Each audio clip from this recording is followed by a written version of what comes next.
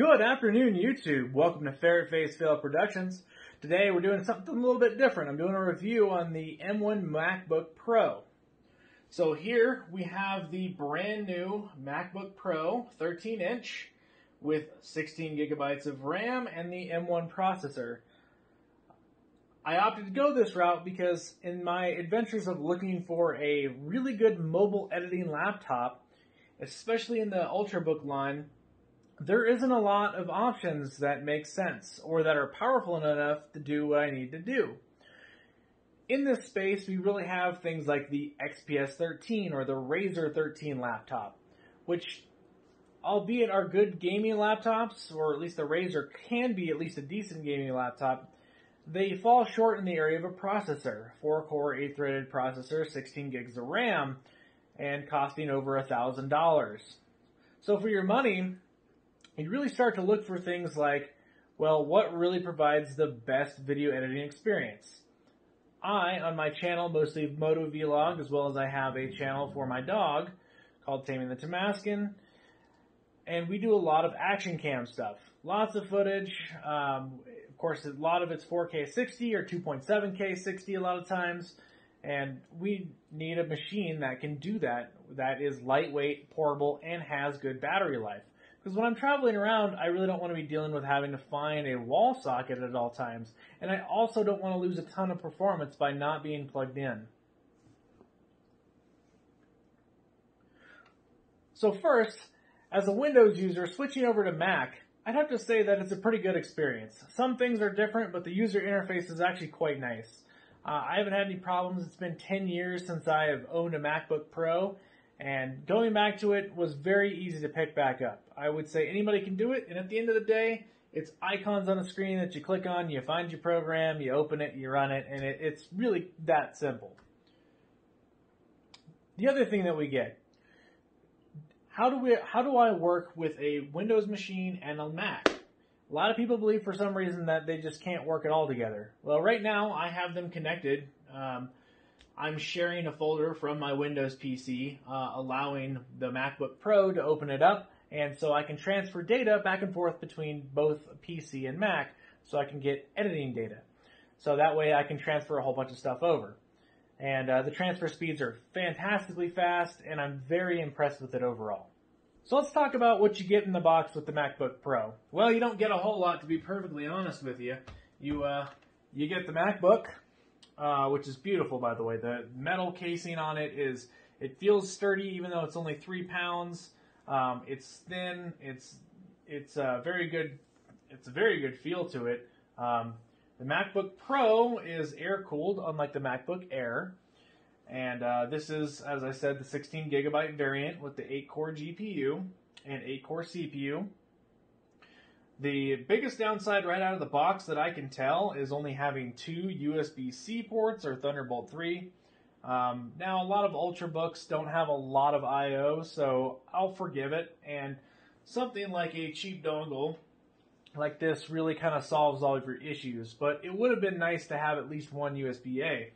Here in the future, Mac as a whole is planning to add USB-A and SD card slots back onto them. Now, as I alluded to, why would somebody who's really into Windows, who's into gaming PCs, why would I switch to a MacBook Pro? Well, right now it's the disappointing market of Intel and AMD. I love AMD systems. Right now I'm running a Ryzen 7 3700X with a 2070 Super. And it's a fantastic machine. But when it comes to the laptop segment and the ultrabook segment, the lower powered x86 CPUs don't offer the performance that I'm looking for. And AMD offers much better performance in some areas, having higher core count, better multi-productivity, I guess. But both don't offer really good battery life and performance. This is where the MacBook Pro comes in with its new M1 processor that is ARM-based, much like your cell phone is, but I'm sure it's probably more complicated than that. And this offers the performance of $3,000 laptops in a form factor that's really small. And in fact, here in a little while, I'm going to show you this little MacBook Pro beating my big Ryzen system. How does a MacBook Pro end up beating a system that is, a full-size desktop system? Well, Mac as a whole, and their issue with x86 and the Intel processors is that they didn't have control over what the processor was designed to do exactly. And Mac put a lot of time and effort into making their processor have special coders, decoders, and other things for video editing, music production, and things that their customers actually use to speed it up. So if you make hardware that is absolutely dedicated to those tasks, it can be faster than an x86 CPU that's designed to do absolutely everything. And that really shows. I was very impressed. In fact, I'm blown away by the performance of this little machine and just the time that I've used it. And it's more than just numbers and benchmarks. It really comes down to productivity and use. You can very smoothly use 4K 60 footage in this laptop, scrubbing the timeline, adding effects. I use Premiere Pro, which albeit isn't a perfect program right now for the M1 Macs, it still runs very good.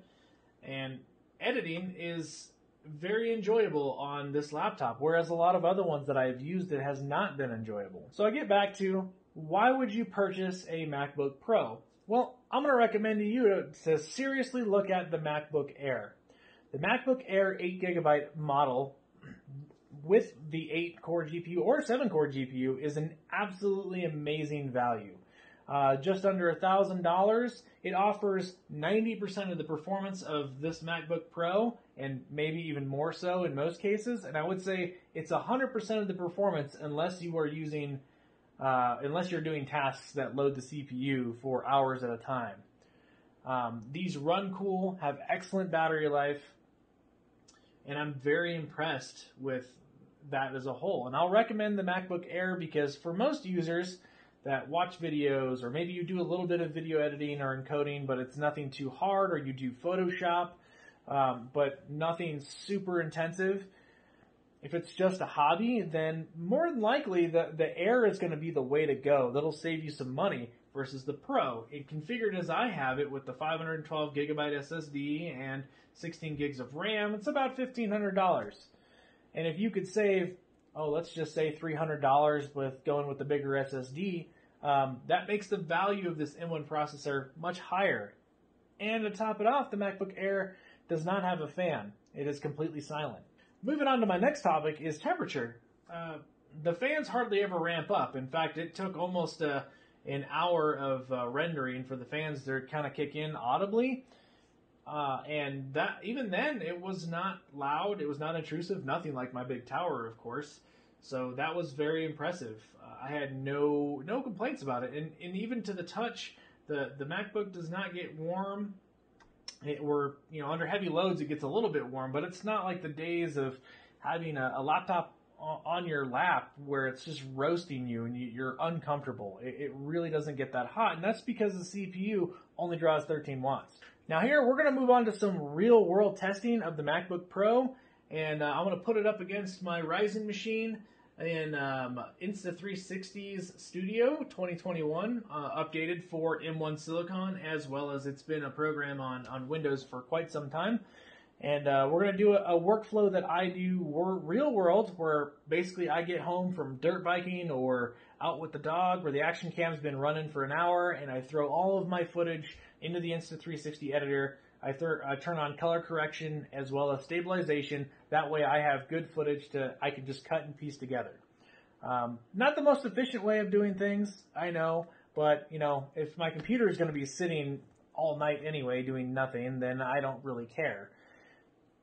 This is a hard test. This uses GPU acceleration as well as CPU acceleration, and I think you're going to be really surprised at which one wins. Alright, so now we're going to do a little apples-to-apples comparison as best I can between a machine that is probably equivalent in price, to be honest. I built this Ryzen machine for probably about $1,500 at the time period. 2070 Super, 3700X with 32 gigabytes of RAM, 3200 RAM with the timings trimmed as well. So best case scenario for a Windows machine, really truthfully. And worst case scenario for the laptop because, well, it is a laptop. So we are going to use an H.264 encode with flow state stabilization and Insta360 with color grain or with Color Plus, which is their color correction. I oftentimes use it because it's the lazy way, and I'm partially colorblind, so I just kind of trust that it's going to be good enough. I don't use the remove grain feature on both versions. It seems to have crashing problems, as well as it doesn't really, the effect isn't all that great, and I don't really like it. So we're just going to keep everything else auto. The bit rate should be right around 150 Mbps, but it will be the same on both systems. Go ahead and stop you, because try this again. All right, I'm going to start this, and we'll just subtract a second or two when we get to the end. So I bring up Task Manager for Windows. For some reason, Task Manager doesn't report on the GPU correctly. Even when under full load gaming, it'll oftentimes only say 30% load. So I don't trust that anymore. Hardware monitor seems to be a lot better. And right now, the GPU is showing 100% utilization. We're showing about 60-ish% on the CPU on the 3700X, which is an 8-core, 16-threaded CPU. The MacBook is showing 80%-ish on the CPU and 50 to 60% on the GPU, which is pretty outstanding, actually. And our memory usage, because we have lots of questions about memory, is I'm right at using 9 gigabytes of RAM. So that means on this model particularly, I've got a 16 gig MacBook Pro, so you're going to be completely clear in the RAM department for sure. Now, while we're sitting here rendering, let's have a short conversation about RAM. With these new M1 chips, Mac uses what's called unified RAM. Basically, all that means is that they stuck their high-performance RAM modules directly on the die or right next to the die of the CPU. And this is important because it's extremely low latency, it's extremely efficient memory. Now, to top that off with their new operating system, they have made it very, very memory efficient. As you switch between programs and stuff, the way that it optimizes memory is very good. Lots of people have talked about how 8 gigabytes on the new M1 Max is the equivalent to 16 gigabytes on Windows. And actually, I'd probably tend to agree in a lot of instances. 8 gigabytes of RAM will be fine for the majority of people. And I think 8 gigabytes of RAM probably would have been fine for me as well. But if you've got the extra $200, whether it be the Air or the Pro, I would say go for it. It future-proofs as more RAM-demanding applications come along, or if you start doing more demanding work, you don't have to worry about it. One of the downsides of this Mac is that you cannot upgrade RAM, but many of the other ultrabooks are also the same way. So keep that in mind when you're buying one of these. RAM is an initial thought and purchase. I think it's worth the $200 in the long run. It may not be. And I would say if you're just an internet user, if you're just switching to Mac and you're doing, let's just say you're doing very little video editing or you're not doing any correction or anything like that. Most people have shown in other videos that between the 8 or the 16 gig, it's not even but a few % difference. So I would say don't worry about it. Buy whichever you find a good deal on. All right, so we're about 5 minutes in, and surprisingly enough, the little MacBook Pro is still beating my Ryzen machine. By a little bit. 25% on the MacBook Pro and 22% on the Ryzen machine. And that's impressive for a lot of reasons. We're talking about a laptop class processor that's a low wattage processor that's honestly, it's probably using like a quarter of the power that this system is right now, if not less. And it's performing better than a desktop CPU. That's where I say that these new MacBooks are pretty impressive. So an interesting thing to note, like I was just saying, was that the power usage of this. So this system right now, rendering as it is using, well, we're just going off of what Hardware Monitor says, and it's not the most accurate thing ever, but I'm showing about 65-ish watts on the CPUs. And then on the GPU, I'm showing about 45-ish watts. So you're talking about 110 watts of processing using that power for processing versus a laptop that's only using 13 watts on its CPU right now at most, and it's being beat. All right, so rolling up on 10 minutes in this test. So now by this point, the MacBook should be, pretty heat soaked as far as usage. So the usage has been above 80% for 10 minutes now. That's with GPU usage, so that die should be getting pretty warm. But we are seeing 78 degrees Celsius on the CPU for the Mac, which is not as hot as I thought it would be, to be perfectly honest. I kind of thought it would be a little bit warmer.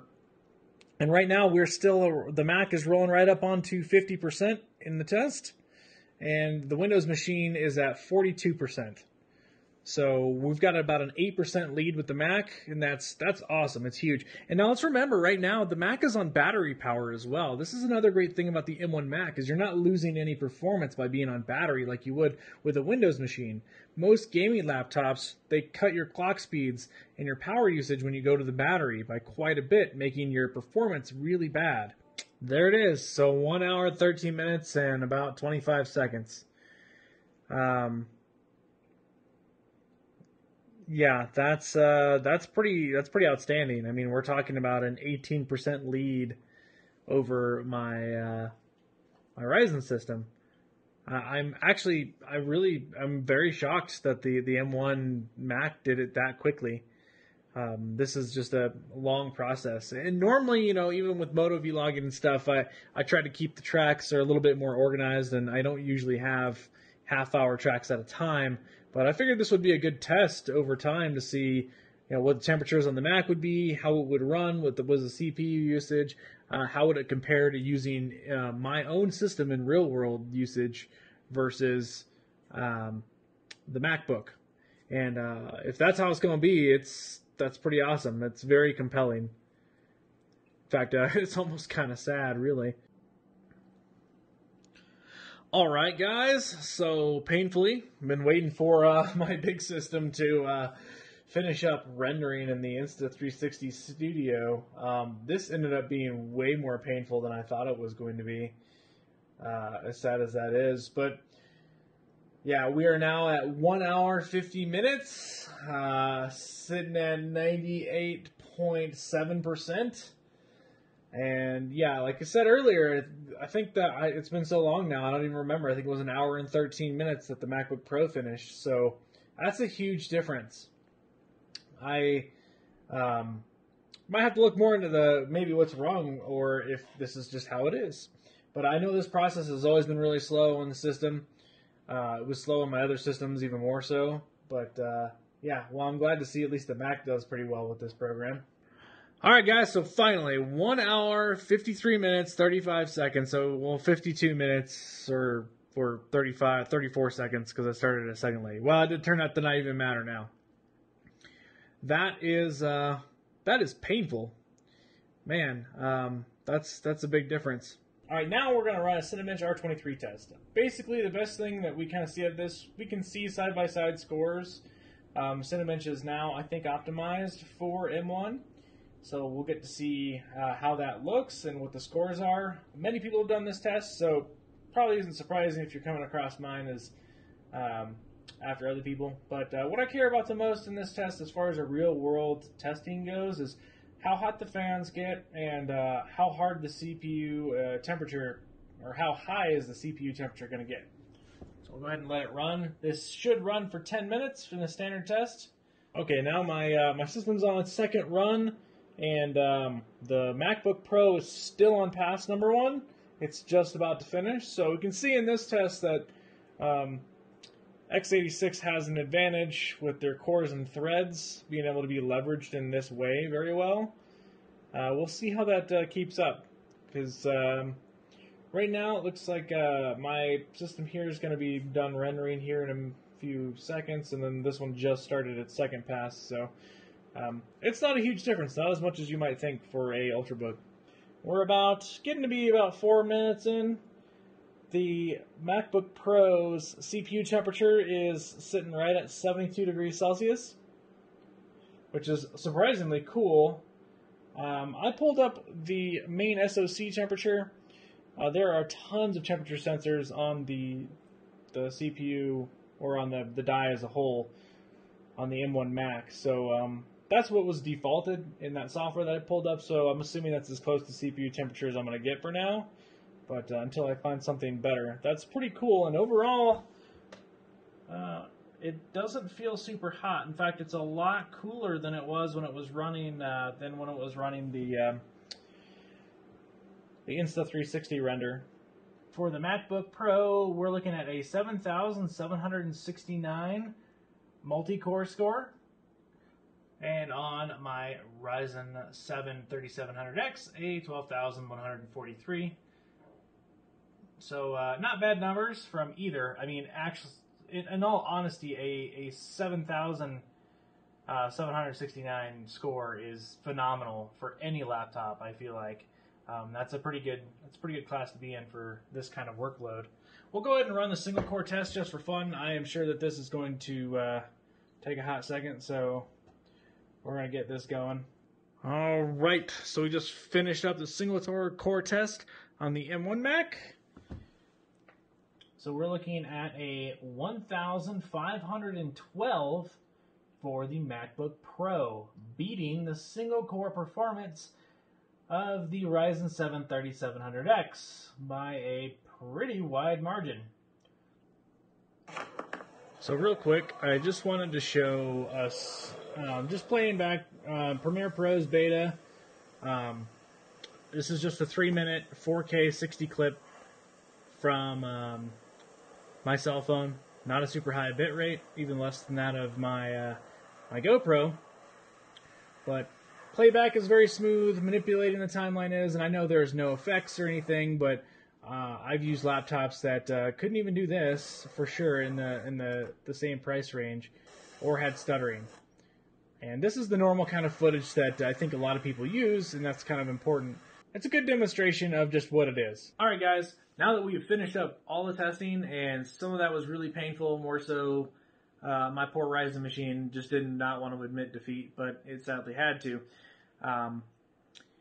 But we've really shown through just a couple of tests that switching from a Windows machine to a Mac laptop for some editing while you're out, and if you really do need a small portable machine to travel with and do video editing, the MacBook Pro M1 is a fantastic option. And that's not to say that other laptops couldn't be a good deal, because if to you a 15-inch gaming laptop, you don't care about the 6 pounds of weight, you don't care about the extra heat or poor battery life, then that's something that's fine for you.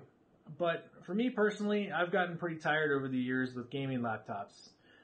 They run hot, poor battery life, as we just said, and overall, it's disappointing unless you're plugged into a wall. And what's the point of having a laptop if you've constantly got to be plugged in? That is really where I get with the MacBook Pro. It's not for everybody, and the M1 has lots of growing to do still.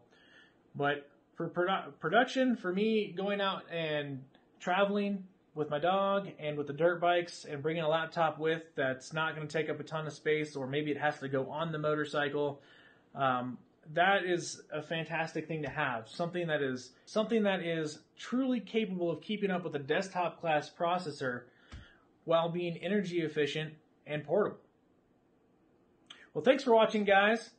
I appreciate it. I hope to have a little bit more content for gaming later on the M1 processor. I feel like that's a whole nother topic to dive into with this little laptop. And I know for my subscribers out there, this was different, but it relates to a lot of us because we do video editing. I know many of you that subscribe to me, you use action cameras, you ride, you want to edit your footage in the best way possible. And I think the Mac is a good option, especially if you don't have the space. Something like a Mac Mini or one of these with a monitor is really a sweet deal for editing while taking up not a whole lot of space. Catch y'all next time. Ferret Face out.